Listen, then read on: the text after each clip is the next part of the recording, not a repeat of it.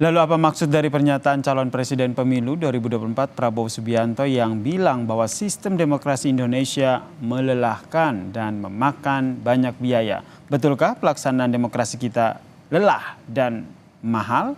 Kita bahas bersama dengan pengamat komunikasi politik dari Universitas Padjadjaran, Mas Kunto Adiwibowo yang telah bergabung bersama kami di Kompas Malam. Salam sehat, Mas Kunto.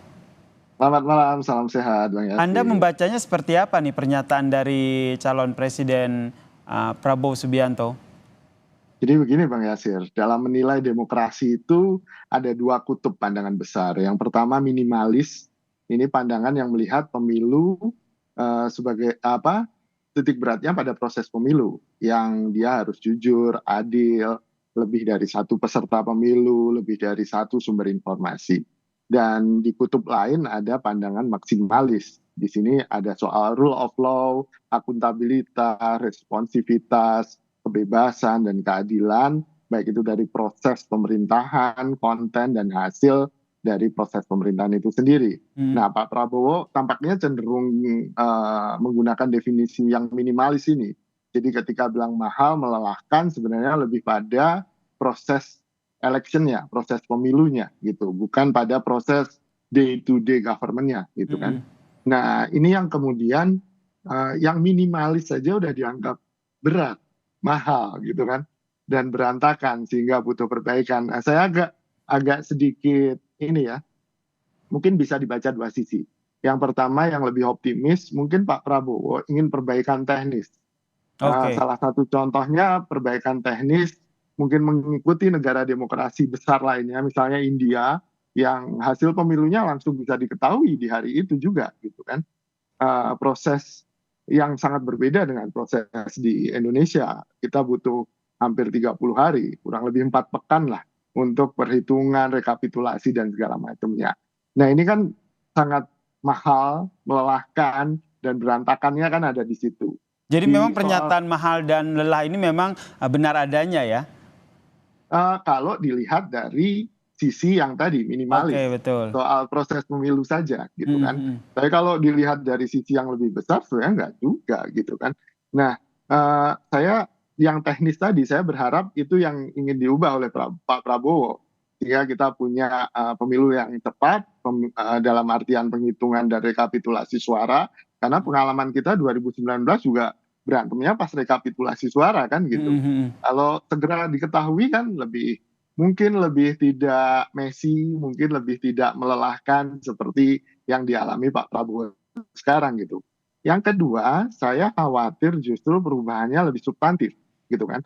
Kita beberapa kali pernah punya isu, bahkan pernah ada pengesahan undang-undang tahun 2014 yang dimotori oleh Pak Prabowo dan Gerindra, itu kepala daerah termasuk gubernur dipilih oleh legislatif.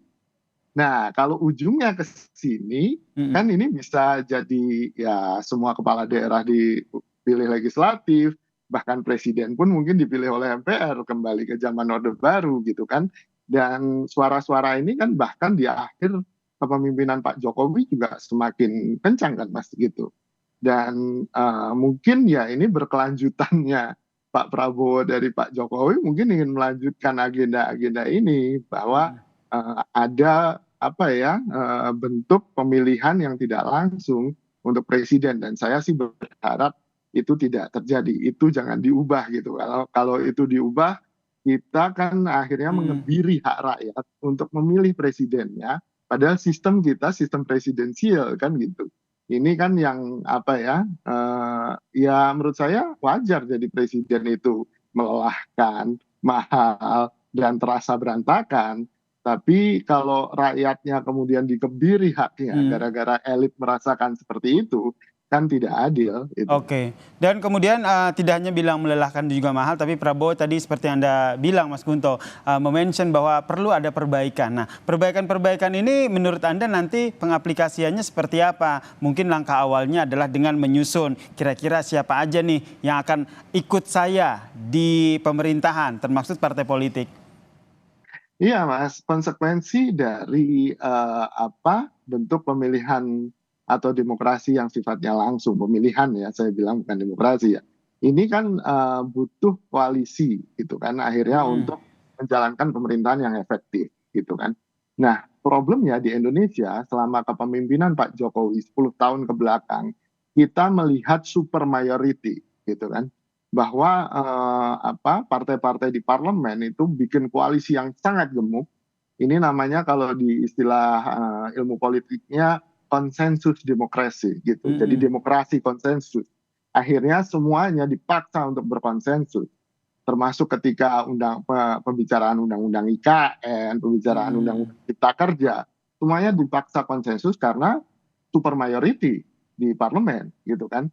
Nah, ini mungkin juga akan diulangi oleh Pak Prabowo karena sangat enak super majority itu, apalagi Oke. kalau nanti presidennya dipilih oleh MPR, ya selesai lah Mas gitu. Mm. Jadi menurut Anda ke depannya akan ada koalisi gemuk begitu yang untuk mengusung Prabowo atau seperti apa? Singkat saja, terakhir Mas Guntur. Iya, kalau menurut saya itu kalau kita lihat pola dalam 10 tahun terakhir, kemungkinan besar ya adalah kita akan punya super majority di parlemen dan akhirnya menyisakan hanya 2 atau 3 partai yang suaranya mungkin di bawah 30% total Mm. gitu kan, yang menjadi partai di luar parlemen karena kita nggak punya istilah oposisi kan gitu. Dan Oke. akhirnya oposisi ini kemudian tidak efektif untuk melakukan check and balances terhadap Termaksud pemerintah. pelibatan presiden saat ini, Joko Widodo?